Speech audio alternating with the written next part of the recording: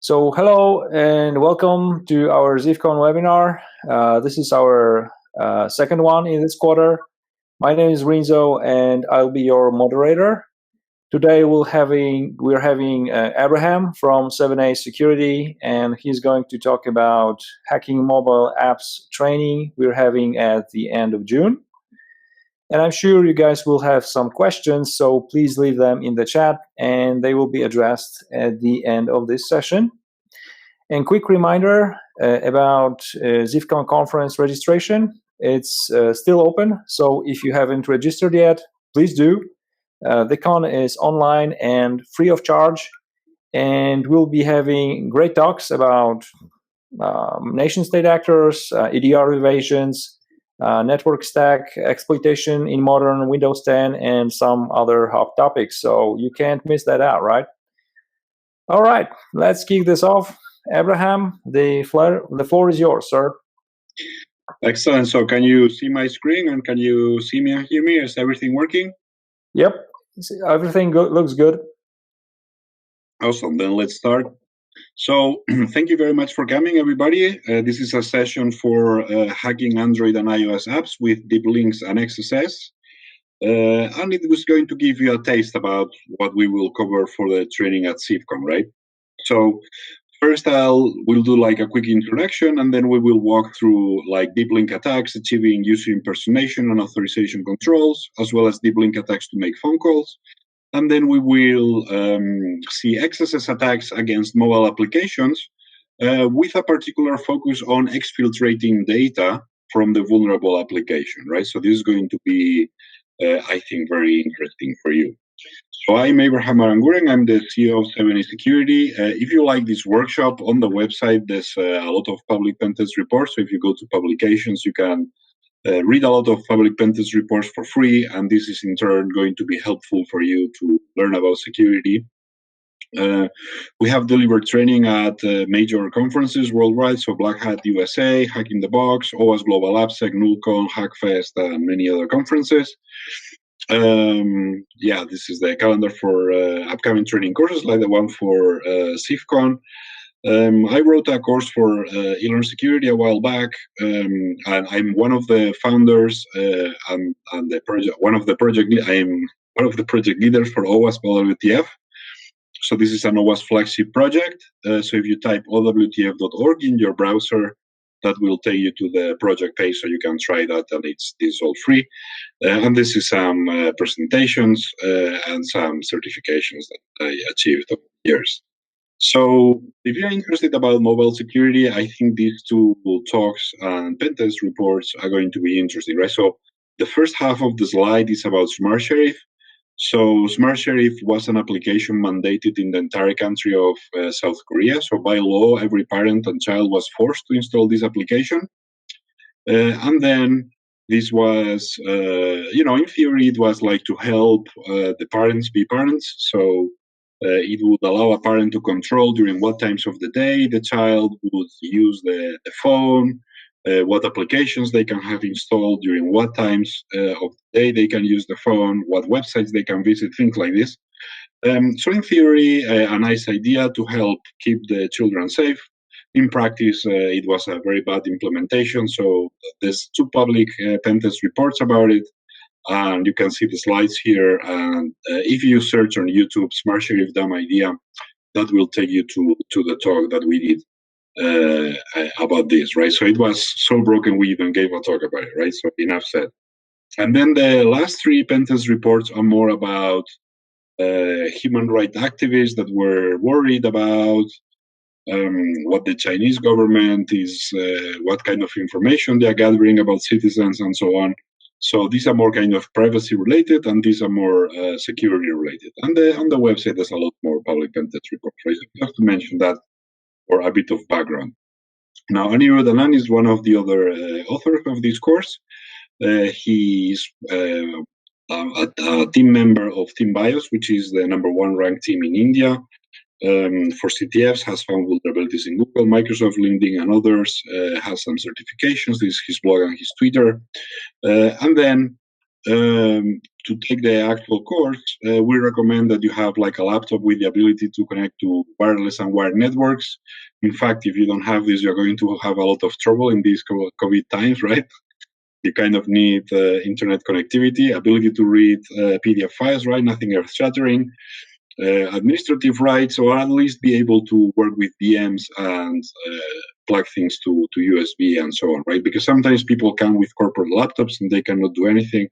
So just to mention that you need to be able to plug a phone or use the USB and so on, at least be able to use VMs. And have 8 gigabytes of RAM. That should be enough. If you have 16 or more, that's even better. And 60 gigabytes of free space to copy a lab VM and other things that we share. Now, for this particular course, it's better to use VirtualBox because we use Genymotion. During the demo that I will do in a moment, we will also use Genymotion. So you need to use VirtualBox with the VirtualBox extension pack. We will use Burp mainly during the class, right? So in all our classes, the first 4 points are kind of a given, right? Digital copies of all training material, lab VMs, test applications, source code for test applications. So this is all kind of expected, I think. And what we do a bit different is the fifth point, right? So you have lifetime access to the training material, including computer updates for free, step-by-step video recordings, slides and lab PDFs, and unlimited email support. But in practice, is really unlimited Slack support as well, because you will have access to our private Slack for training, and in that Slack, like people ask questions, and we are happy to answer them, right? So the reason for this is also like the course has so much material that even somebody advanced will not be able to cover everything during the class, and this is done on purpose so that regardless of skill level, like everybody coming to the class learns a lot, right? So we don't want to have somebody that has experience pen testing mobile apps and so on. They come to the class and they leave the class say, well, didn't learn anything new. We don't want that, right? So we our course is like suitable to all skill levels, but if somebody is like new, because we start from the basics, they will also learn a lot. And if somebody is advanced, they will also like be challenged because there's a lot. So this kind of unlimited support makes sense because nobody is going to be able to finish the course during the course, right? So basically, you're going to get more than what you paid for, right? So you're going to get a course that is much bigger than the hours, than the official hours, right? So it's really a lot of material. So I'm just going to cover very briefly what the course is about. And then I'll make a bit more emphasis on the parts that we're going to cover today, and then we will jump into the deep links and XSS and so on. So first we start with understanding the Android security system with Termux and so on. So we are not going to do any of this today, so I'll just skip it. Then we do a bit of APK reversing, source code analysis in Android, like what tools can you use, how to review the security of mobile apps in Android and so on. So we use some tools for this, but we also explain the manual process. So today I'm going to do a little bit of this. Then in Lab 3, we covered browser as well as a lot of other attacking tools, right? So Lab 3 is all about attacking. So we do like attacking, exploiting XSS, exploiting the attack surface in Android, and lots of things like this, right? So XSS, attacking with deep links, browser, lots of very cool stuff. Like Lab 3 is really, really cool. It's all about attacking, right? Then in Lab 4, we cover man in the middle, right? Typical challenges, how to get around problems with man in the middle, what to do if the application ignores the proxy settings and things like this, right? So all about man in the middle. Then in Lab 5, we talk about repackaging. So we change how to change the application at rest. And in Lab 6, we talk about how to change applications at runtime, right? And for this, we will use mainly Xposed as well as other techniques like JDWP. Then every day finishes with a CTF, which in practice is never done during the class because nobody has time. But this is something that you can try later to test your skills, try to apply what you learned. And also, like all the previous labs always have extra miles, like extra exercises for people to practice. So that's about Android. And then the second part is about iOS. So in iOS, we start with an introduction, like how to get like a jailbroken phone, how to, jailbreak your device and get the basic tools like installed and working, and then how to do a security audit in iOS, right? So what is kind of different than Android and how to go about it. So today we will see a little bit some aspects of this, right? Of course, we cannot cover everything, but some things. And then in Lab 2, we talk about IPA decryption and Blackbox analysis. So if you only have the IPA or you only have a link to the iOS Play Store or App Store, then what can you do about it, right? So we talk about like how to decrypt the applications and how to use various tools, as well as how to look for vulnerabilities in a black box fashion, right? Then in Lab 3, we talk about static analysis, and we also do like some dynamic checks, right? So here today, from here, we will be doing a little bit of attacking WebViews and data exfiltration, and we will also do finding and exploiting URL handlers, like not the whole thing, but a little bit of this, right? So today we will do a little bit of this and a little bit of this. Of course, in the full course, there's a lot more about it, but just to give you a taste, about what we cover. Then in Lab 4, we cover again the man in the middle, typical challenges in iOS, how to go about it, and so on. Lab 5 is about modifying the IPAS at rest. So you take the application and you change the binary, and we have like different exercises to go about changing binaries and so on in iOS. And then in Lab 6, we talk about how to modify applications at runtime, right? So we use different tools to change the application behavior at runtime, and then there's a CTF, right? So that is briefly what the course is about. So now I have a question for everybody in the workshop. Do you think that cross-site request forgery exists in mobile apps? What do you think? Cross-site request forgery exists in mobile apps, right? So this is what the deep link attacks are going to do. So with deep links, we can do something very similar to cross-site request forgery in mobile applications, right? So we're going to see deep link attacks achieving user impersonation and deep link attacks to bypass authorization. First, we need to understand what is a deep link, right? So a deep link is basically a URL that can be used to navigate different parts of an application.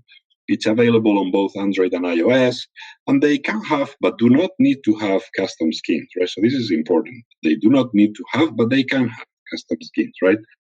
So for example, a social media application registers social app : / homepage. So this would be a specific custom URL scheme for this application. Have social app : / profile, social app : / profile picture, and so on. So this is going to allow you to make the application open a given screen, right? So in Android specifically, there's several ways to go about this, right? Sometimes the activity, so sometimes you will not see this in the Android manifest. Sometimes you have to look at the source code and try to see how the intent is going to be processed.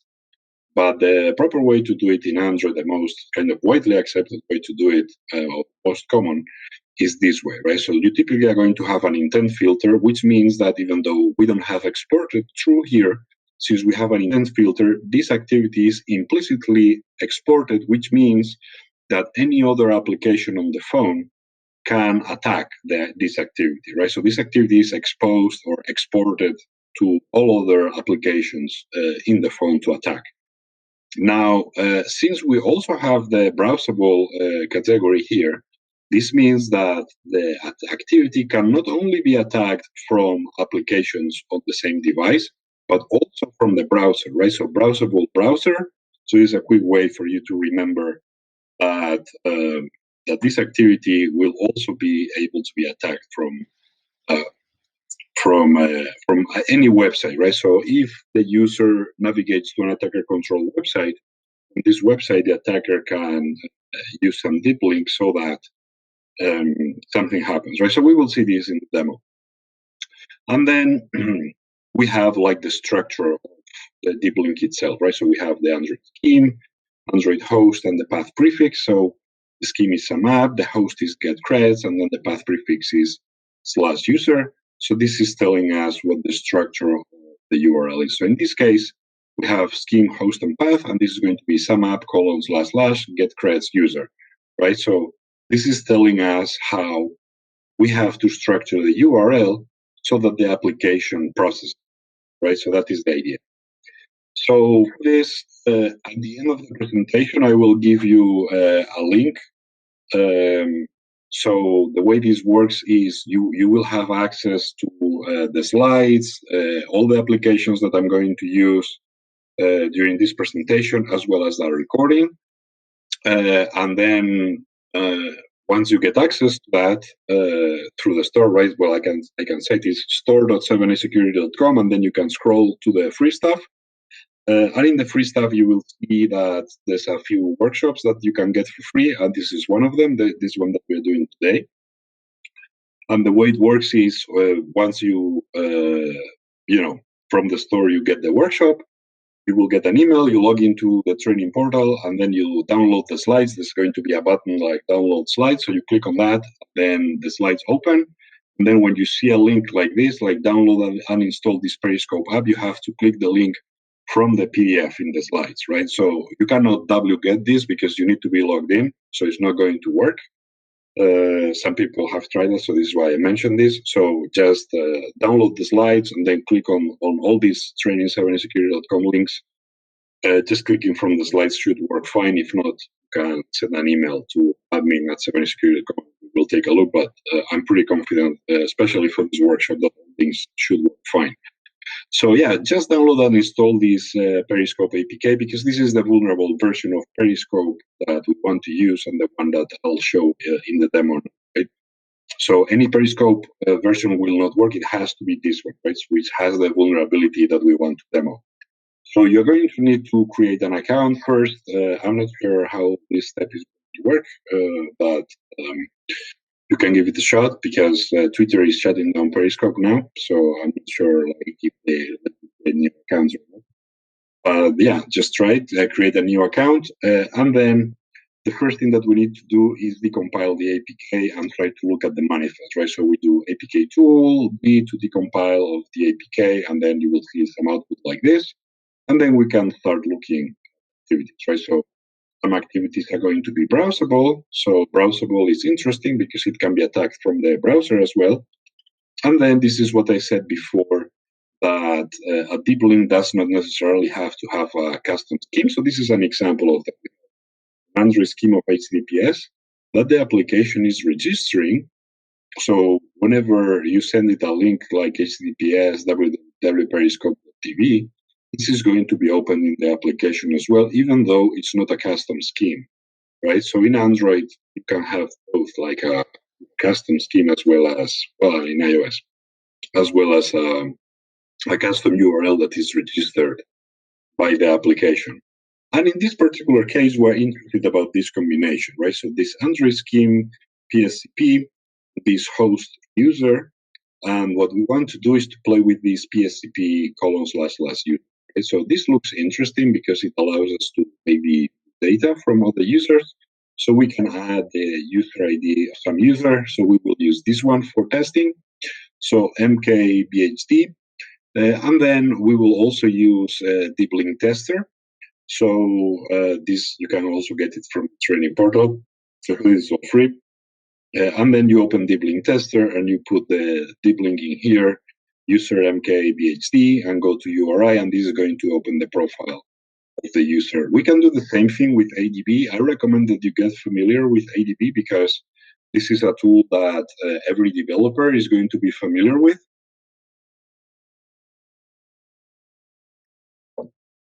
What I mean is, even though Drowser is very cool, only pen testers use Drowser, not developers.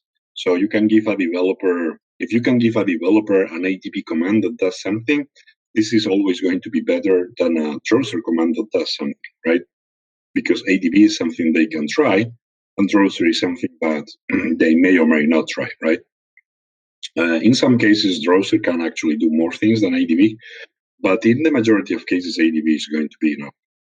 So in Drowser itself, we have a few interesting functions for the purposes of Deep Link.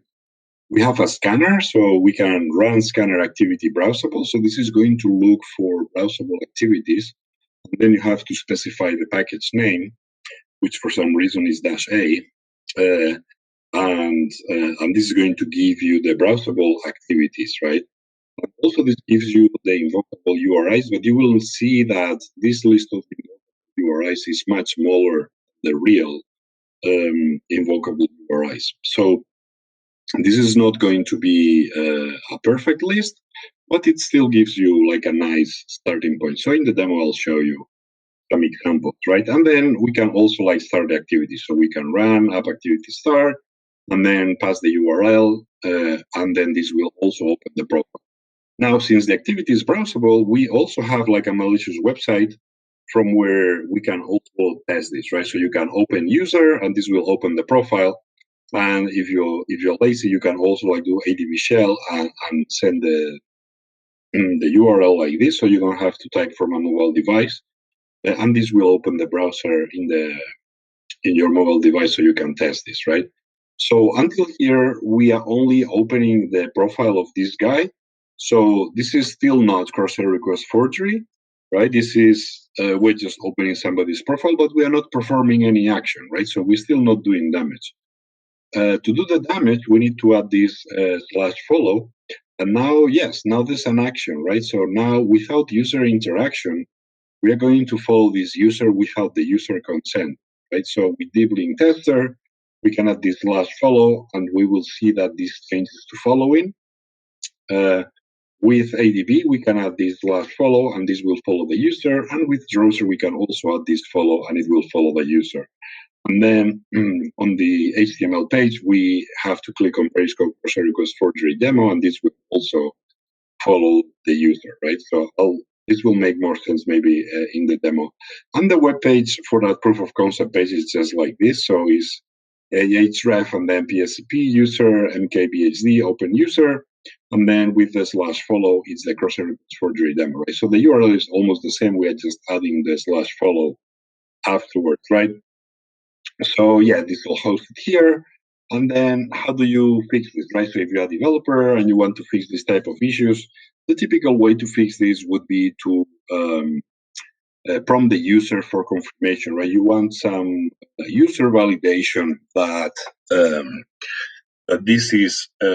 this issue has or this action is confirmed by the user, right? So for example, a message like, are you sure you would like to follow person X? And only if the user says yes, then you would perform the action, right? So let's do a demo, and then this will make more sense, right? So this is my virtual device. This is Periscope. And yeah, let's maybe do it first with Deep Link Tester. So I'm just going to go here, and then we can go PSP, //user, and then we can take a look at what the username is, right? So mkphd.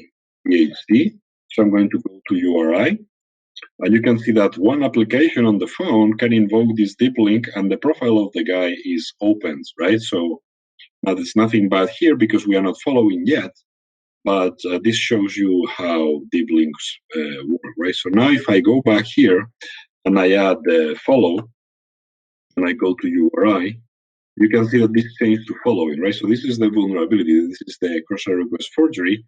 We are following users without the consent of the user, right? So this would be a very convenient way to gain followers, right? To gain like fake followers. So now I'm going to unfollow, and I'm going to go back to Deep Link Tester and go to URI again. And you can see that I'm following the person, right? So this is working. And now let's do the same from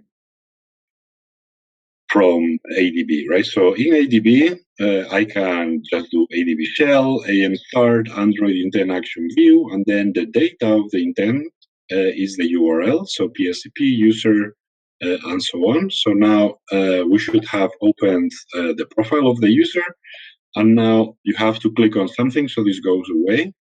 And now we're going to follow the user, right? So if I type here follow, and I open this again, you can see that we are now following the user, right? So we are doing the same thing with ADB. So now I'm following, and now let's look at Drowser, right? So first I'm going to run the scanner, right? So run scanner activity browsable. So this finds the browsable activities. But as I said, this list of invocable URIs is very poor, right? So if you look at the Android manifest, you can see, for example, there's only PSCP as a custom handler being specified. So now if I do scheme, we see TV Periscope .android. So okay, so Drowser also finds that one. Scheme, PSCP, and then we have HTTP, HTTPS. Or for example, let's say HTTPS and PSCP.tv, right? So that's Drowser have that as a URL, right? So we have HTTPS and Periscope.tv, but we don't have HTTPS and PSCP.tv, right? So Drowser is not giving us the full list. So this is always a good starting point, but it's not the full list of just looking at the Android manifest using your brain, right? So there's a lot of schemes. And also you can see here there's another scheme, PSCPD. And if I go to Drowser, it doesn't find this PSCPD, right? Even though there's an Android scheme for it, it doesn't find it. So yeah, this is by no means perfect, but still it gives you a nice starting point, right? So, okay, so that is about running the activity. And now we are going to do app activity start, and we are sending the deep link to the application. So now this has opened the profile, but we are not following the person yet. So I'm just going to minimize that. And now if I go back here and I add the follow, you can see that I'm now following this person, right? So these are deep links in Android using a real application. So whenever possible in the course, we try to use real applications. In fact, in the course, you get access to the Chinese applications that I talked about before, as well as the application that was mandated in South Korea. So those are provided as part of the course. And now let's talk about deep links to make phone calls, right? Because this is a very interesting attack vector in mobile apps with deep links, right? So you can make an action. So for example, in this case, follow a user, but you can also have an action that is maybe making a phone call, right? So this is an attack vector very specific to mobile devices, because if you can make the mobile device make a call to an arbitrary phone number, you could make a call to a premium phone number and then monetize your attack. Right? So this is interesting for attackers. So for this section, we will use the vulnerable insecure app version 2. The public version might change, so it's better to use the one from the portal for best results. So I explained that before. And then let's see, how do you go about finding custom URL schemes, right? So in this case, we have a URL handler, and we want to know how this works. So in Android, we look at the Android manifest. In iOS, the equivalent is the info plist. So you can use grep, for example. Now this might or might not work very well. So in the demo, I'll show you an alternative way to repeat the info plist that we also use in the course. And then in here, you can see that we have the CF bundle URL schemes, then vulnerable insecure, then vulnerable insecure Swift. So this could be one way to find custom URL schemes. If you have the source code, you can also use Xcode. Now, to run Xcode, you need to have a Mac.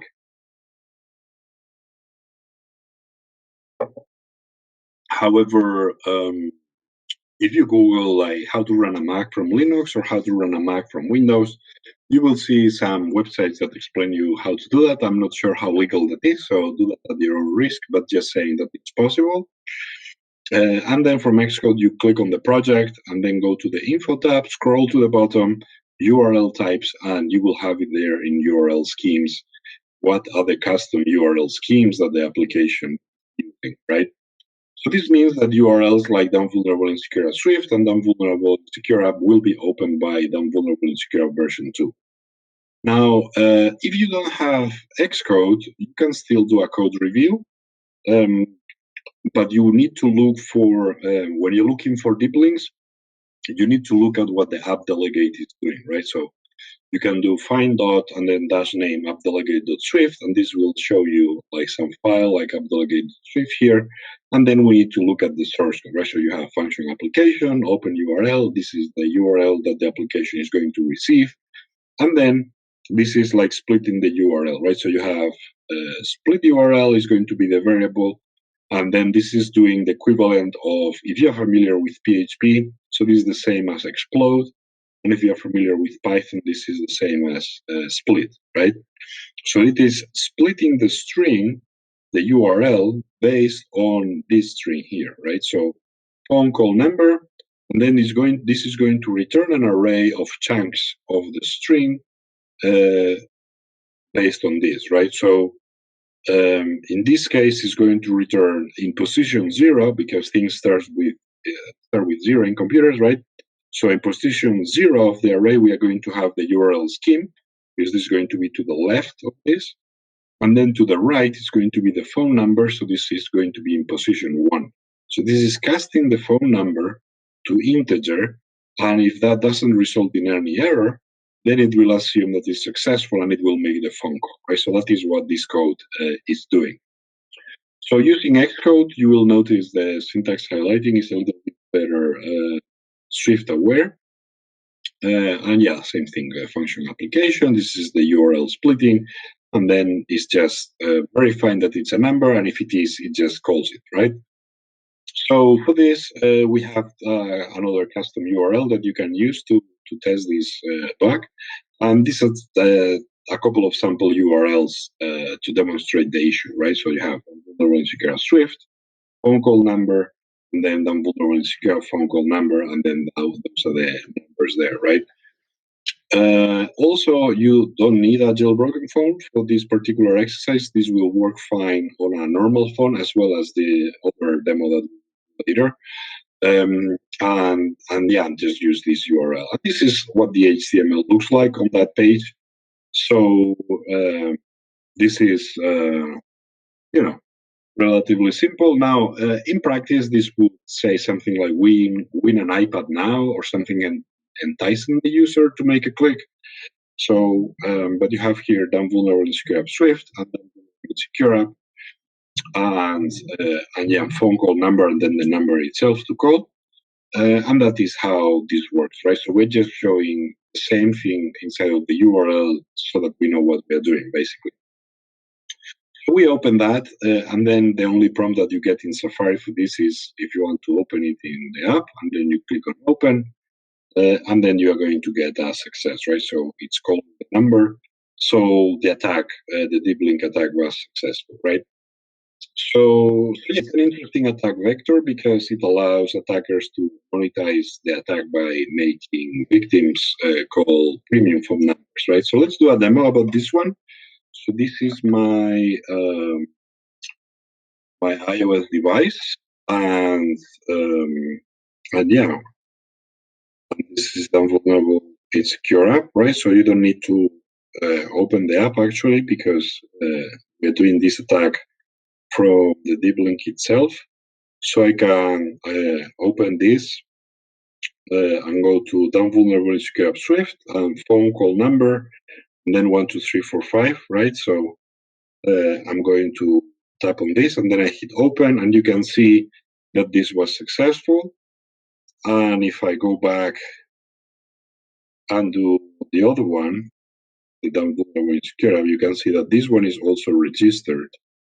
And this was also successful. Now, one thing that I mentioned was when you're looking for custom URL schemes in iOS, if you don't have a Mac, you can run into this problem, right? So you open the info list and you see like this binary garbage, right? So you cannot really read this very easily.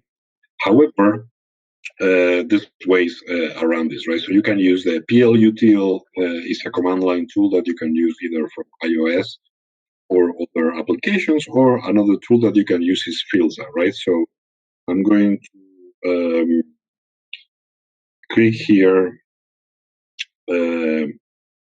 I tap here. Now I'm going to tap on the list of applications. And now I have to find vulnerable insecure app version 2. So I'm just going to tap here on the I icon for information. And then in iOS, we have two directories, the bundle directory and the data directory. We want to go to the bundle directory. This is where the info plist is. And we enter this directory here. And now I have to scroll so that we see the info plist. So I just tap on this, and here we can just expand the root and look for CF URL types and CF bundle URL schemes, and there you have it. Right, so done vulnerable secure, done vulnerable secure Swift. So this is one way where if you don't have a Mac, how you can find the custom URL handler just using fields on a jailbroken device, right? So very powerful fields app. Okay, so with that, we finished the custom URL handlers. I'll jump back to XSS, right? So now we're going to see XSS attacks and data exfiltration on Android and iOS. First, we're going to see WebViews and data exfiltration on Android. So WebView is basically a mini browser, right? So it's like a browser but smaller and inside of the app. And it can have as many permissions as the app that includes it, right? And it can be, these features can be explicitly enabled to execute JavaScript, to load local files, as well as remote web content and other stuff like that, right? Now, before it was more kind of the Wild West, and now in newer iOS and Android versions, this is getting better. Like the defaults are more secure, and it's kind of more difficult to screw up.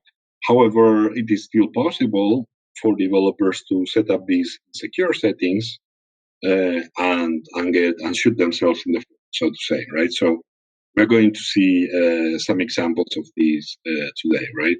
And also in Android specifically, sometimes you can call native Android functions if the application implements a JavaScript interface.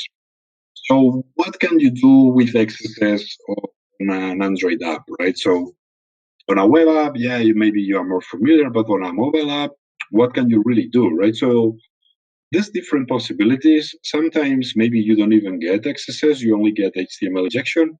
However, on a mobile device, I would not underestimate HTML injection because if you can, using HTML injection only, if you can make a believable fake login page that sends credentials to an attacker control page, then this could still be a very interesting issue because on mobile devices, like everything has to be pretty, the screen is small, so the user maybe is not going to see the URL. So an HTML injection could still be useful. Then XSS is going to be more interesting. Of course, we can make more things, we can make requests, and so on. And sometimes, depending on the security context and the WebView settings, we can even exfiltrate local files, right? So this is what we're going to see in the demo today. And we can also have possible user impersonation by using cross-site request forgery in combination with XSS, depending on the application. So maybe with XSS on the mobile app, we can read some tokens and then do some cross-site request forgery once we have the tokens, right, on behalf of the user. So for this particular exercise, you need the Android improved version in the training portal. If you use the public one, for sure, this is not going to work because we modified the official version to be able to demonstrate this exercise because it's very cool, right? And the original. So yeah, again, if somebody joined later, just go to store.7security.com, scroll to the free workshops. You can get this free workshop as well as others. And then you log into the training portal and you can have a button to download the slides. So download the slides and then click on this link to download Android Improved. And then if you click on this link from the slides, the download will work just fine. If you try to get this, it will not work because you are not logged in, right? So first, we need to create some data files. So we go to insecure data storage and then share preferences part 1 and add my secret user, my secret password. And then we do the same with a SQLite database. So we go to insecure data storage, SQLite, my user, my password, and hit save on this. And then we can navigate to the input validation XSS, right? So We go to input validations, input validation XSS, and then we are going to use the following methodology, right? So first, we're going to check for HTML injection. So for example, if we do h1 hello and the hello is bigger, then this means we have HTML injection, right? So we try this hello, and to display, you can see this hello is bigger. So this means that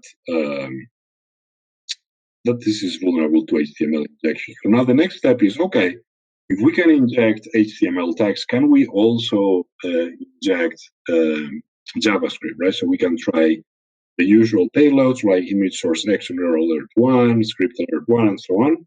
And if we get the alert, then this means that we have access as well, right? We have an alert 1, which is still not very exciting, but at least we know we have XSS, right? So this is just a quick way to test. Now, the next step is to figure out, okay, we have XSS, but what is the security context in which this XSS is running? We know that from the location, right? So if the location is an HTTP URL, that means you have XSS on the website. So that is a bit kind of not so interesting. But if you have a file URL, then this is very interesting, because if the web view is insecurely configured, that is going to allow you to read local files from the phone and send them to an attacker, right? So in this case, if you try this on both places, you would see, because we have this exercise is done in two places, in the internal storage of the app, as well as the external storage, right? So this is going to be useful for some scenarios that I'll mention later. And then you can see that in both cases, the page is loaded from a file URL.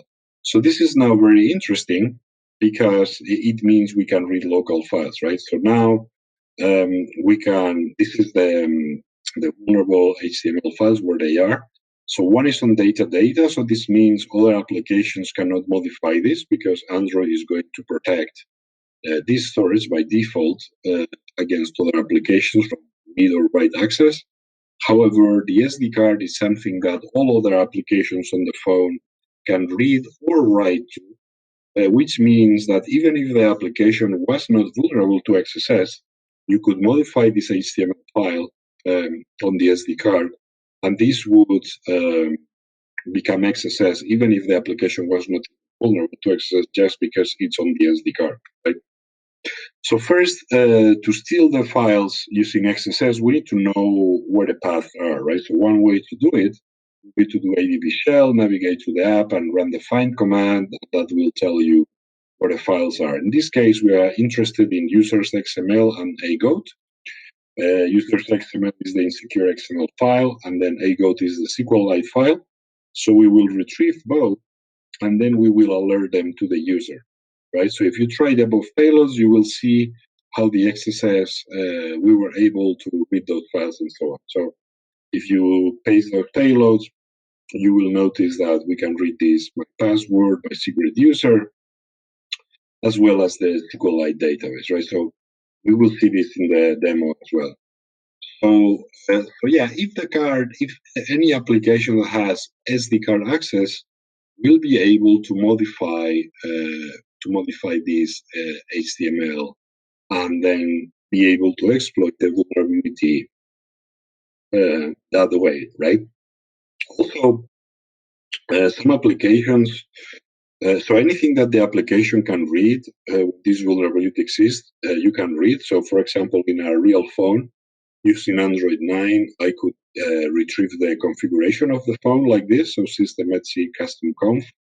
This can be an interesting file. And then from browser, we can read this binary, because even though it's on data, this file library has permissions so that other applications can use it.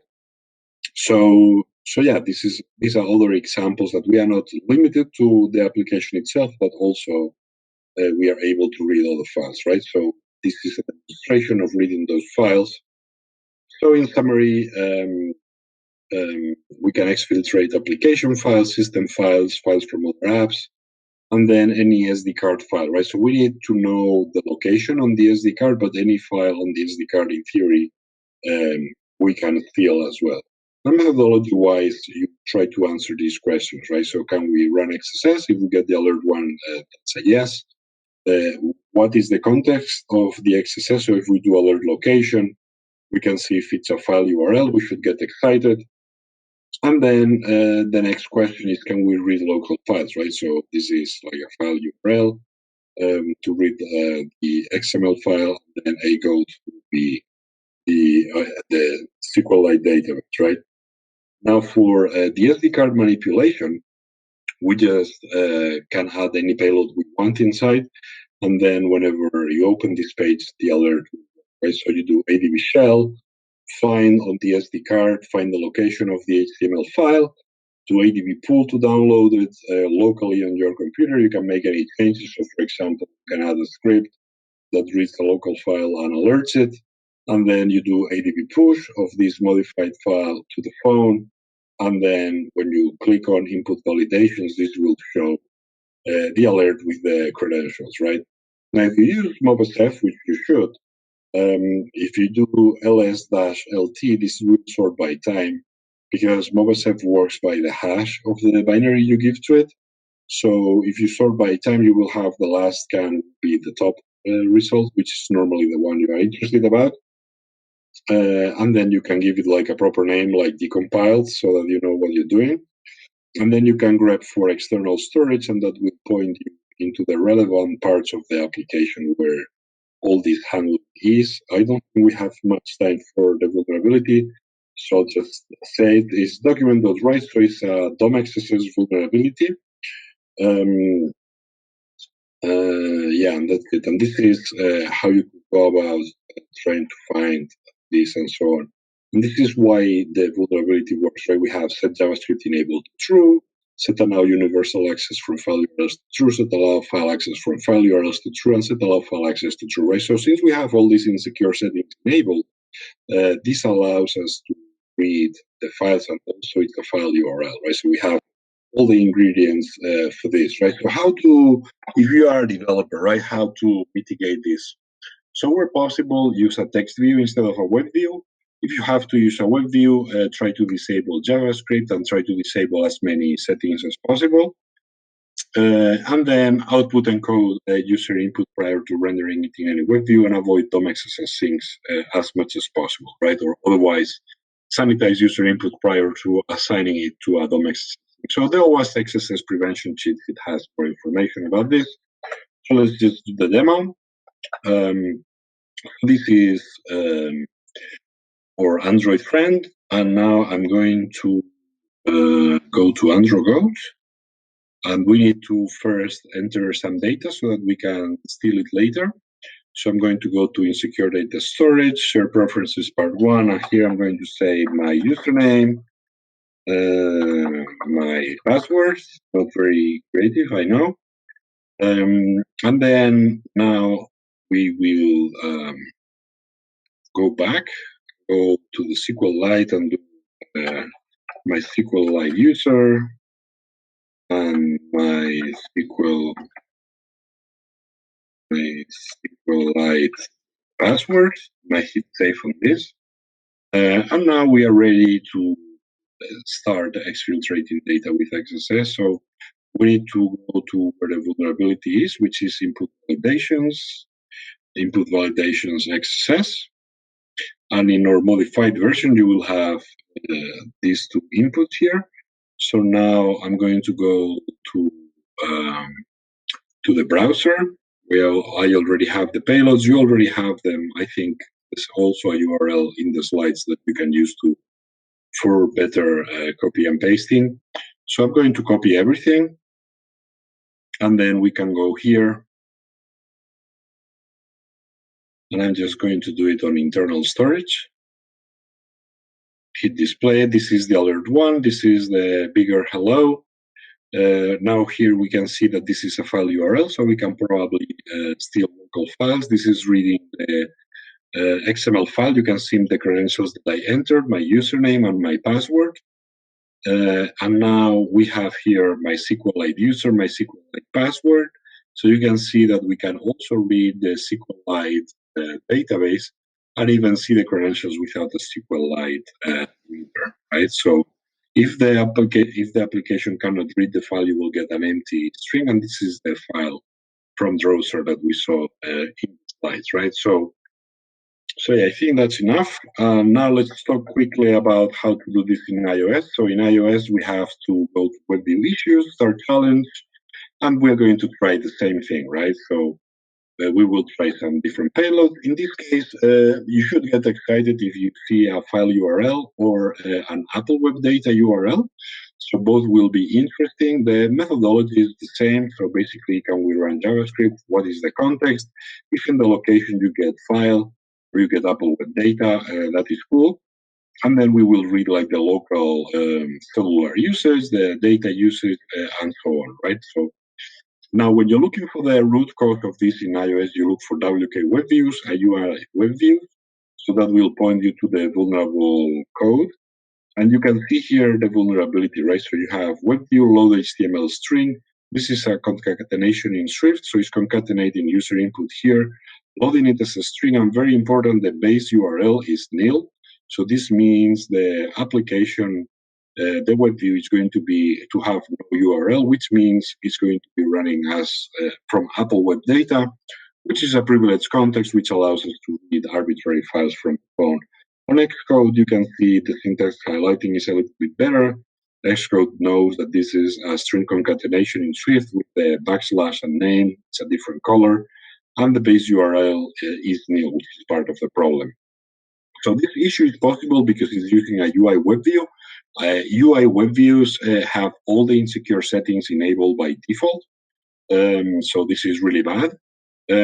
However, nowadays, Apple is now encouraging the use of WK WebViews. So these are more kind of secure by default. They are faster, they perform better, and so on. So let's do a quick demo about this. So I'm going to first go to the browser and get the XSS payloads. I'm going to copy that. Now we go to Vulnerable Insecure App, and on the menu, I have to navigate to WebView Issues, Start Challenge, and on the name, just paste this, hit Return, and now we will start getting the alerts, right? So this is the alert showing us that this is the context, the alert location is showing us that this is running from Apple Web Data, so this is very interesting because it means we can potentially read local files, right? Alert 1, this demonstrates that we have XSS, and this is reading the phone calls from the phone, right? So we can read various databases, anything that the application can read, we can read basically, right? So yeah, that's the iOS demo. So both in Android and iOS, this works. So with this, we have 5 minutes for questions. So I'm hopeful this encourages you to come to the training for CIFCon. So again, this is June 23rd to 25th from 2 p.m. to 7 p.m. Central European Summertime. So the time that most of Europe uses. And you can see that on the official page. Now, some question that maybe some of you have is, where do I get the slides? Where do I get the applications that you use for these demos and so on? That is all on the store. So if you go to store70security.com and you scroll to the free stuff, there's a lot of free workshops there. You can get any free workshop that you want. It's all completely free. And in there, you always get the slides that we used, the recording, all the vulnerable apps used during the presentation, the slides, and then you also have unlimited support and so on, right? So if you try to do the exercises and get stuck, you can also like email us and we will help you out or give you some hint